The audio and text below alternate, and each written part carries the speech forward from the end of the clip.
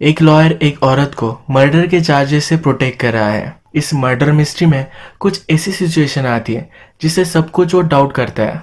Hello friends, आज की हमारी movie body of evidence in 1993 की एक मर्डर मिस्ट्री मूवी है। इस मूवी में इसके अलग अलग टर्न्स हमें लास्ट तक हुक्ड रखते हैं। वीडियो स्टार्ट करने से पहले मैं आप सबसे रिक्वेस्ट करना चाहता हूँ, अगर आपको वीडियो पसंद आता है तो प्लीज़ लाइक और कमेंट ज़रूर कर दीजिएगा, इससे चैनल को सपोर्ट मिलता है। अब बिना किसी देरी के वीडियो स्टार्ट करते हैं। मूवी स्टार्ट होती है और रात में एक आदमी मरकर पड़ा हुआ है, ये हम देख सकते हैं। वो उसकी खुद की इंटीमेट होने की टेप देख रहा था। सुबह होने पर ये मर्डर रिपोर्ट होता है। सब पुलिस वगैरह वह इन्वेस्टिगेशन करने के लिए पहुंचते हैं। थोड़ी देर में कोर्ट का अपॉइंटेड लॉयर भी वहां आता है। इसे फिर डॉक्टर से पता चलता है कि डेथ का रीजन हार्ट अटैक था। क्राइम सीन एक बेडरूम है। बेड को कफ किया गया था, इसके निशान वहां है। जिसका मर्डर हुआ है उसका नाम है एंड्रू मार्श। कल रात उसकी डेट थी। उसकी डेट के साथ उसने टेप बनाई थी। बेड पर यह टेप वो देख रहा था, तभी उसका मर्डर हो चुका था। एंड्रू किसको डेट कर रहा था, इसकी इंफॉर्मेशन एंड्रू की सेक्रेटरी को होती है। सेक्रेटरी का नाम जोएना है। जोएना यहाँ आती है और कहती है कि एंड्रू की गर्लफ्रेंड ने उसे मार डाला। अब इस गर्लफ्रेंड का नाम रिबेका है। एंड्रू का फ्यूनरल जब चलता है तो वहाँ रिबेका भी है। सब लोग उसे ही दोषी मानते हैं, उसे घिनौनी नजरों से देखते हैं, क्योंकि एंड्रू और रिबेका में एक बड़ा सा एज डिफरेंस था। सब लोगों को लगता है कि सिर्फ एंड्रू के पैसों के लिए ही वो उसके साथ थी। इसी फ्यूनरल पे ही रिबेका को मिलने के लिए एक लॉयर आता है। इस लॉयर का नाम फ्रैंक है। फ्रैंक उसे कहता है कि शायद पुलिस तुम्हें चार्ज कर सकते हैं। रिबेका बोलती है कि मैंने उसका मर्डर नहीं किया था। जो भी लोग समझते हैं ये सब गलत है। उसकी एज कभी भी मेरे लिए प्रॉब्लम नहीं था। मैं उससे प्यार करती थी, मैं उसे क्यों मारूंगी। अब फ्रैंक रिबेका का लॉयर बन जाता है। रात में फ्रैंक अपनी फैमिली के साथ डिनर कर रहा था। उसकी वाइफ को भी यही लगता है कि रिबेका एंड्रू के साथ सिर्फ उसके पैसों के लिए थी। अगले दिन रिबेका को पुलिस इन्वेस्टिगेशन के लिए बुलाते हैं। अब रॉबर्ट रिबेका से पूछता है, जिस रात तुम एंड्रू के साथ थे, क्या तुम दोनों इंटीमेट हुए थे? इसे वो हाँ कहती है। वो एंड्रू के हार्ट कंडीशन के बारे में उसे कहता है। रिबेका कहती है कि मुझे पता नहीं था कि उसे कोई हार्ट कंडीशन भी है। एंड्रू ने यह सब उससे छुपा कर रखा था। रॉबर्ट पूछता है, क्या तुमने कभी कोकेन यूज किया है? वो कहती कि नहीं। रॉबर्ट के पूछने का रीजन ये था, जिस रात एंड्रू की डेथ हुई उस रात उसने कोकेन लिया था। इन्हें लगता है कि रेबेका ने जबरदस्ती एंड्रू को कोकेन दिया था। उसे ऑलरेडी हार्ट कंडीशन थी, उसने कोकेन भी ले लिया तो इससे वो जल्द से जल्द मर जाएगा। हार्ट अटैक इसी वजह से आया था। उन्हें लगता है कि रेबेका ने जानबूझकर एंड्रू को मार डाला। वो उसके साथ इंटीमेट हुए और उसे कोकेन भी दिया। इस सब से एंड्रू के हार्ट पर लोड आया और वो मर गया। रेबेका का लॉयर फ्रैंक उससे कहता है कि अब हमें यहाँ से चलना चाहिए। वो ज्यादा आंसर नहीं देना चाहते, पर अचानक से रेबेका को अरेस्ट कर लिया जाता है।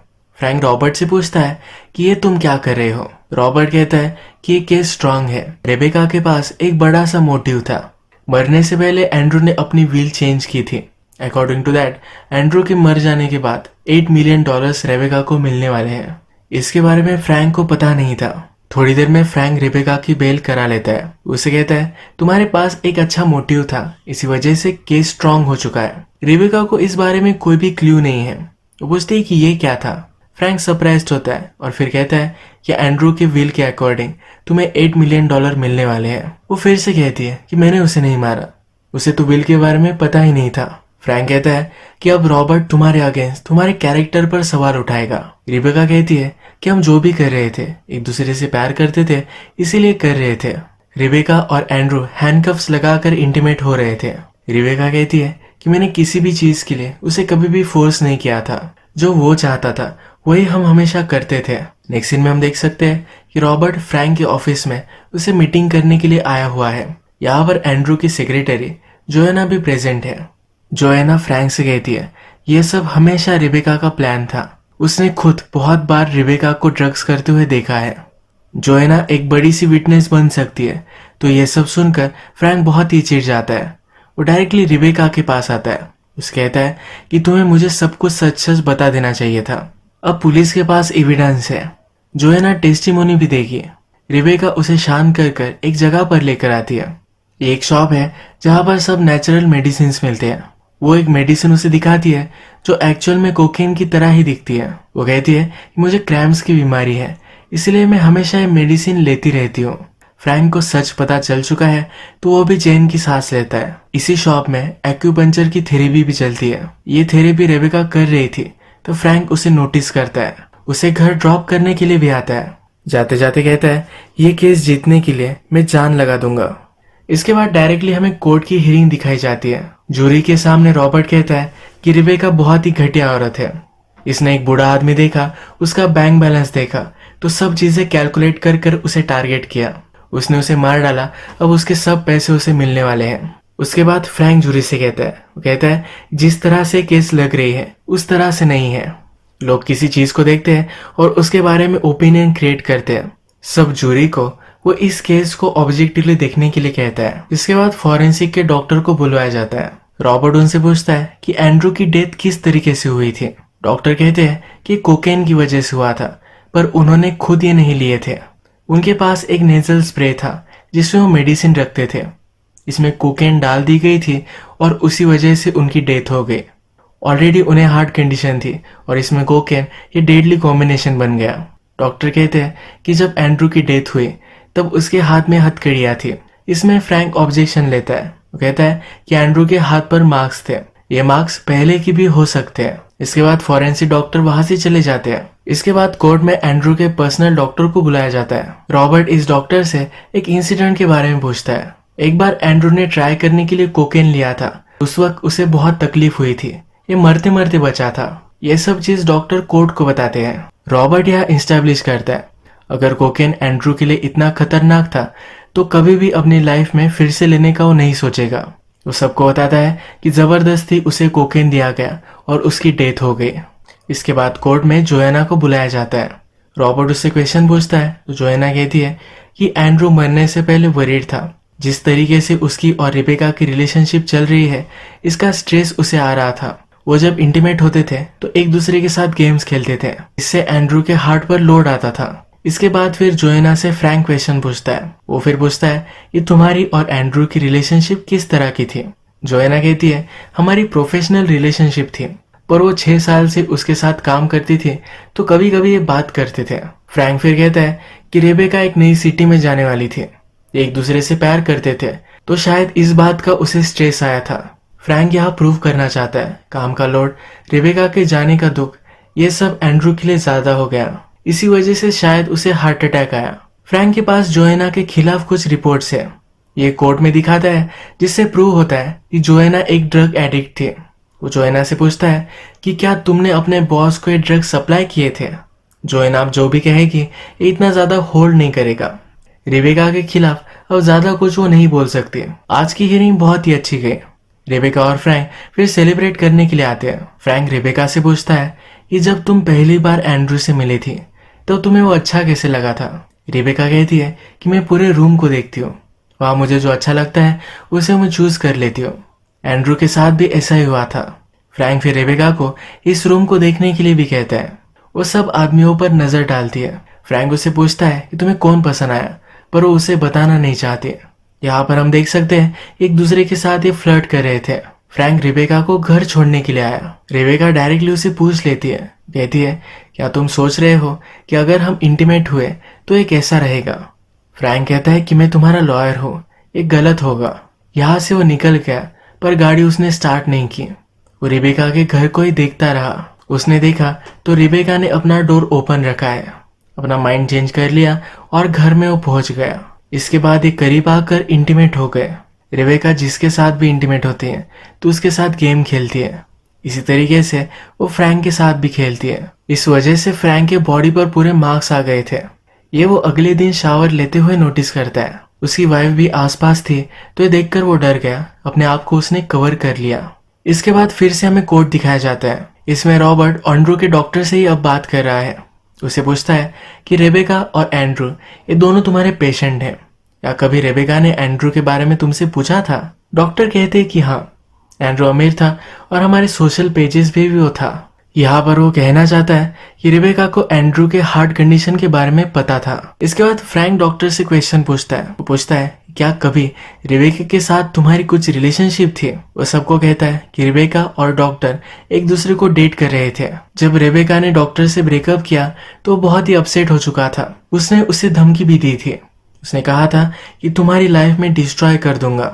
और फ्रैंक कहता है कि यही करने की कोशिश डॉक्टर कर रहा है। आज की हियरिंग भी बहुत अच्छी गई। रेबेका बहुत ही खुश है तो फ्रैंक और वो पार्किंग में ही इंटीमेट हो जाते हैं। इसके बाद नेक्स्ट हियरिंग में हम देख सकते हैं कि रॉबर्ट ने एक नया विटनेस लाया हुआ है।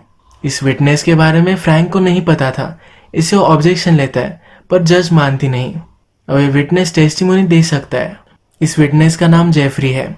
जेफरी और रिबेका की भी एक दूसरे के साथ रिलेशनशिप थी। इसके बारे में रॉबर्ट क्वेश्चन पूछता है। जेफरी कहता है कि रिबेका के साथ उसकी रिलेशनशिप बहुत ही इंटेंस थी। जब भी ये इंटीमेट होते थे तो रिबेका हमेशा उसे पुश करती थी। रिबेका के पैशन को कभी भी मैच नहीं कर पाता था। जेफरी का भी एज ज्यादा है और उसे भी हार्ट कंडीशन थी, तो उसके हार्ट पर भी लोड आना स्टार्ट हो गया था। उसने फिर अपने हार्ट की सर्जरी की तो उसके बाद रिबेका उसे छोड़कर चली गई। वो कहता है कि रिबेका को हमेशा कंट्रोल में रहना अच्छा लगता है। इस टेस्टिमोनी की वजह से रिबेका के लिए केस हार्ड हो चुका है। अब सब लोग समझते हैं कि हर बूढ़े आदमी को रिबेका फंसाती है, उसे मारने का प्लान बनाती है जिससे उसे सब कुछ प्रॉपर्टी वगैरह मिल जाए। कोर्ट होने के बाद जब फ्रैंक रिबेका से बात करता है तो बहुत ही गुस्सा है। वो कहता है कि तुम्हें मुझे ये सब बात बतानी चाहिए थी। उस पर शक करने लग गया है। वो कहता है कि तुम्हारा टाइप ही अलग है। उसे अपनी गलती का भी रियलाइजेशन होता है। वो कहता है हम दोनों में कोई भी रिलेशनशिप अब नहीं रह सकती। इस सब सिचुएशन को प्रोफेशनल रखना चाहता है। जब रात में फ्रैंक अपनी वाइफ से मिलने के लिए आता है तो उसकी वाइफ उस पर चिड़ी हुई है।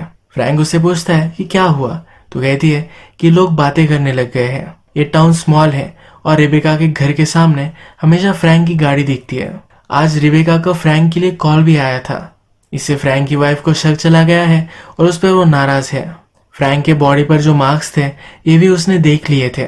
उसे कन्फ्रंट कर कर कहती है कि तुम ऐसा कर कैसे सकते हो। फ्रैंक एडमिट कर लेता है और उसे सॉरी कहता है। उसकी वाइफ गुस्सा है और वहां से वो चली जाती है। रेबेका की वजह से उसके मैरिज में प्रॉब्लम आ गया।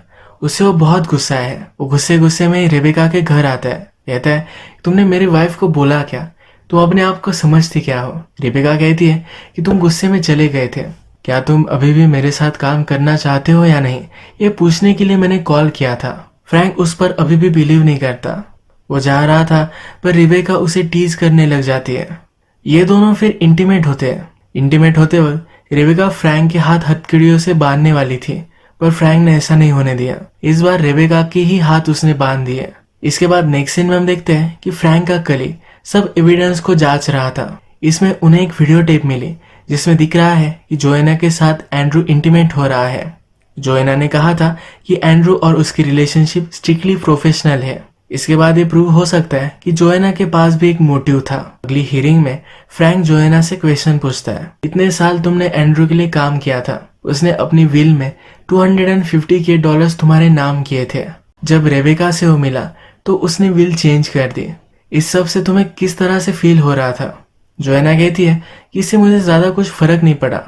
फ्रैंक को जोएना और एंड्रू के बारे में जो भी पता चला है ये सब कुछ वो कोर्ट को बता देता है। वो आर्ग्यूमेंट करता है कि जब जोएना ने रेबेका और एंड्रू को एक साथ देखा तो जेलस हो गई थी। उसने फिर एंड्रू को मार डाला और रेबेका को फ्रेम करने की कोशिश की।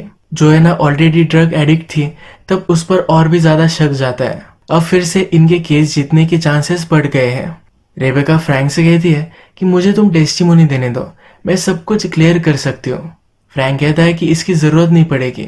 अगर जोएना ने ऐसा किया तो इसमें रिस्क है, पर फिर भी वो फ्रैंक को मना लेती है। रेबेका अपनी टेस्टिमोनी में कहती है कि एंड्रू से मैं प्यार करती थी, हमेशा उसका ख्याल रखती थी। इन दोनों ने कभी शादी नहीं की क्योंकि एंड्रू का ऑलरेडी बहुत सारे डिवोर्स हो चुके थे।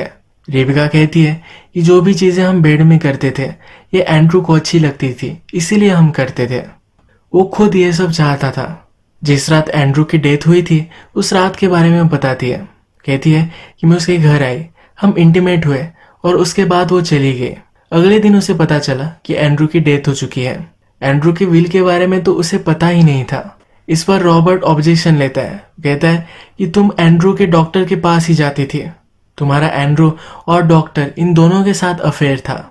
ये सब एक कोइंसिडेंस नहीं हो सकता। रेबेका बोलती है कि एक छोटा सा टाउन है, अगर मैंने रिलेशन लगाना स्टार्ट किया तो शायद मैं तुमसे भी रिलेटेड हो सकती हूँ। रॉबर्ट कहता है कि तुम हमेशा ओल्ड और रिच लोगों को डेट करती हो, इन सबको हार्ट कंडीशन होती है। इन्होंने पहले जॉफरी को कोर्ट में बुलाया था, जिसमें उसने कहा था कि जब वो रेबेका से मिला तब उसने अपनी विल चेंज कर दी थी।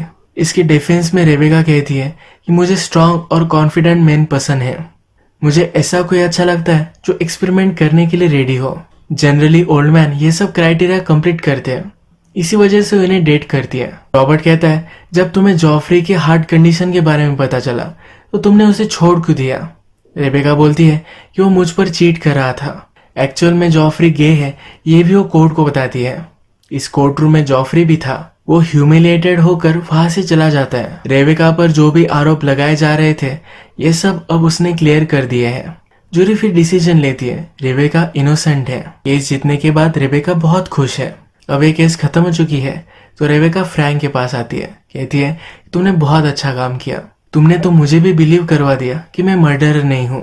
फ्रैंक को यह सुनकर शॉक लगता है। रात में वो रेबेका के घर पर मिलने के लिए आता है। यहाँ पर वो नोटिस करता है कि रेबेका एंड्रू के डॉक्टर के साथ है और हमें पता चलता है कि रेबेका और डॉक्टर इन दोनों में रिलेशनशिप थी।